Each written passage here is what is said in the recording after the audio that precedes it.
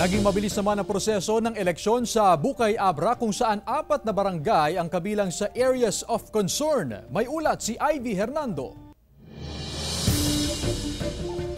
Alas 6 pa lang ng umaga, dagsa na ang mga botante sa Bukay Central School sa Bukay Abra. Kabilang sa mga maagang pumila ang 79 anyos na si Sonia Torres na taga-barangay Siblong, Bukay.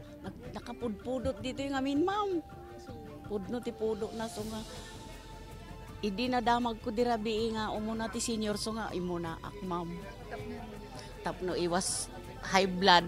8 barangay ng Bukay ang kabilang sa areas of immediate concern at hawak ng Bukay Central School bilang polling place. Ang 2 sa mga ito kabilang ang North at South poblasyon. Samantala, 4 na PDL ng Bukay District Jail ang nabigyan ng pagkakataong makaboto. Ma-express ko yung freedom to vote.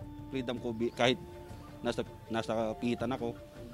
May binigyan pa rin kami ng pagkakataon na bumoto para maibigay namin yung o mapili namin yung gusto naming maging leader dito sa kahit dito sa barangay lang namin.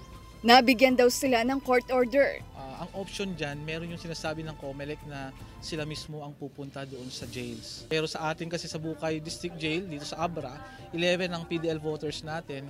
Kaya in-advise na mas madali naman ma-escortan dahil 11 lang din naman sila. Mga police personnel ang nakadeploy dito sa loob ng polling place pero may mga miyembro rin ng SAF at AFP na nasa labas na nagsisilbi nilang quick reaction team.